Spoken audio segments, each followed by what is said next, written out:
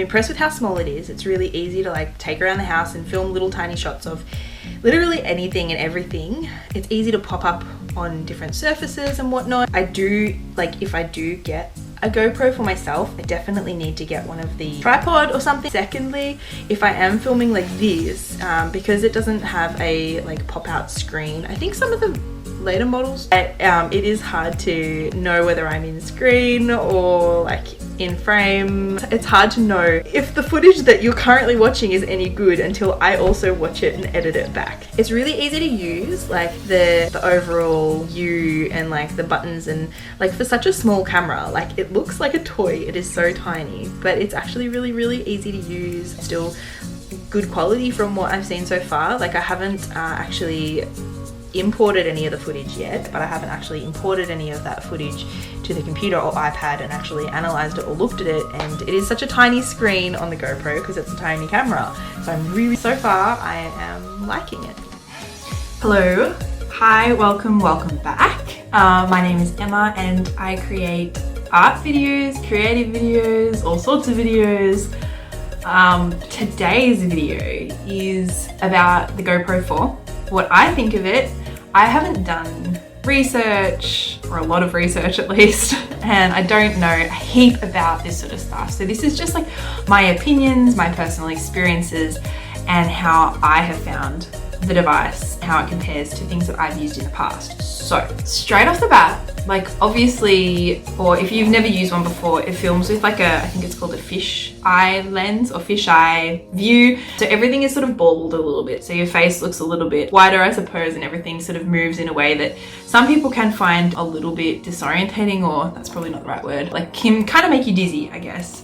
So, and I know that there are programs that will remove that effect or like change the footage, and I haven't really gotten into that sort of thing. I'm just using the footage as it is from the camera. But apart from like the way that it films like that, I think like the actual footage and the quality for a 4-year-old camera or 5-year-old camera is fantastic. It's really good.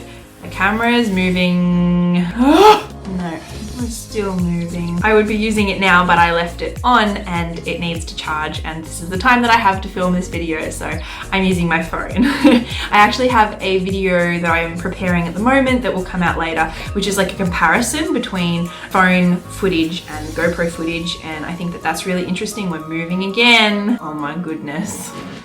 I'm just gonna hold it and hopefully it's not too jiggly because I move when I talk. I laugh like this apparently. Let's move it. Okay, I have my drink bottle.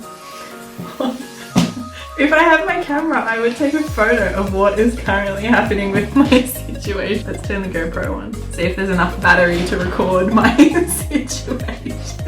You make do with what you've got, guys. You make do. Okay. So this is the reality of the way that I create YouTube videos. There is my drink bottle, my phone, which is recording us, a box that you're sitting on so that you're at the right height, my current art piece that I'm working on, and the mess that creates art. Anyway, let's plug that back in and keep that charging. Before I started rambling, what was I saying? The features that I am in love with the GoPro, and it's probably like old technology, it's just something I haven't had access to.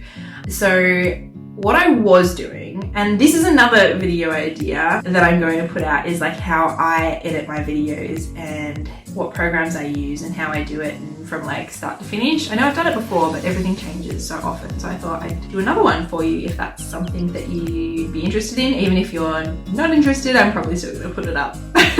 But you can either watch it or not. I'm getting sidetracked. So the way that I used to do it is I would film on my phone or on my camera. If it was my camera, I'd upload it to the computer. And then either way, I would then upload that footage that I filmed onto Google Drive. From Google Drive, I would then get my iPad and I would download the footage from Google Drive onto my iPad and then edit it on my iPad. Because I've had a lot of problems, if you've listened to any of my previous videos, with software on my computer just isn't working, and my beautiful friend Jess, she bought me LumaFusion, which is on my iPad, so that's how I edit everything now.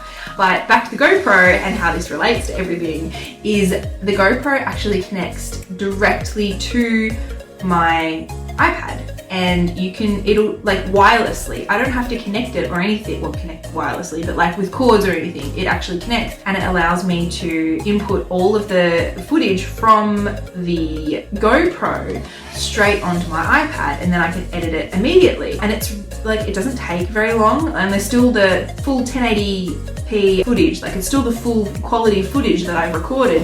I thought, oh no, if it's wireless, maybe it'll be like a smaller file. No, like, and you don't even need the internet to do that. I thought, oh yeah, wireless, obviously this is like tech stuff that most people probably know, but I was like, oh, if it's got wireless, it must need like the internet to connect, because that's how we've got wireless internet here.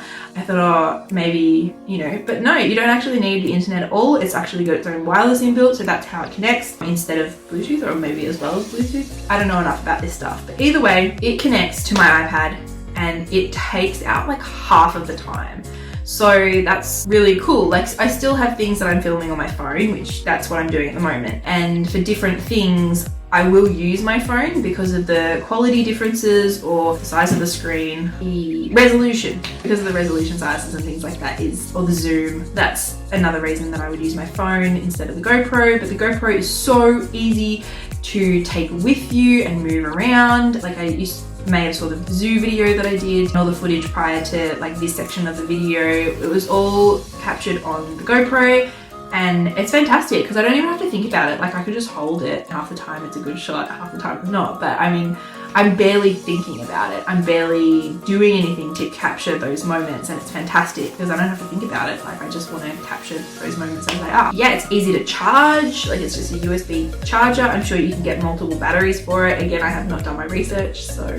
But yeah, you can, it's awesome. I could probably benefit from a tripod. I've just been placing it in places and filming. In regards to art, specifically for art, I definitely need to get a tripod for that to probably give a full opinion on that. But I've been using, so I've got this little case that it goes in, and it's not attached to anything. It's just got this flat bottom, so I can like sit it on surfaces like this. But yeah, I'll just put it like that and hold it so that it's filming at an angle and like sort of more close up than it was prior, and that's really helpful in regards to the quality. The light, because it's an action cam, I think it definitely works a lot better outside because of the lighting, and I'm not doing my art outside, so the quality of the video is a little bit dark, which I know you can edit. I find it a lot easier if the quality straight up is bright and I don't have to edit it because I'm not very good at editing. And I don't have studio lights or anything like that. I think if I had studio lights, I wouldn't have this issue. One day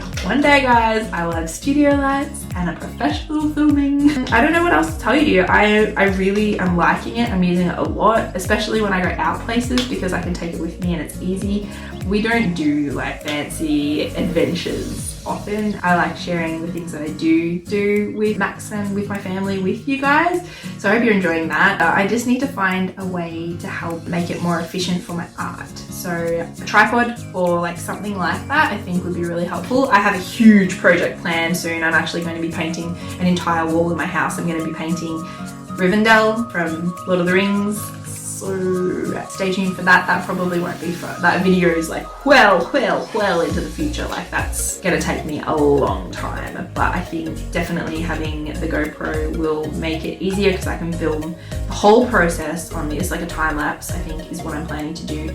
And then, yeah, anyway, this is totally going off track. This is not what this video is. This video is what I think of the GoPro, and I love it. So highly recommend the 4 because, like, yeah, it's an older model, but it does heaps of awesome things and it's still fantastic quality. It films in 4K, but I just don't film in 4K because I like to film in 1080 because that's what I do. It can do slow-mo. I film 1080 in 60 frames per second, which allows you to do slow-mo. If you film in 720p, then you can film in 120 frames per second, which allows you to do really good slow-mo. But unless you're doing slow-mo, you don't need to film in such a high frame rate. These are all the things I've been learning.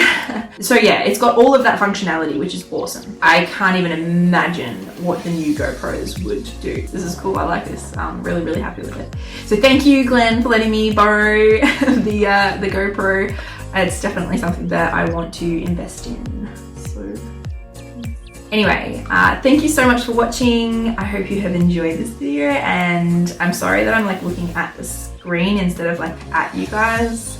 Yeah, if you have any questions, please leave them below. As I said, there's a couple more videos that I'm going to do in the future about my editing process, about the comparison between the GoPro and filming on your phone. Let me know if you have any questions, guys. I will see you in the next video.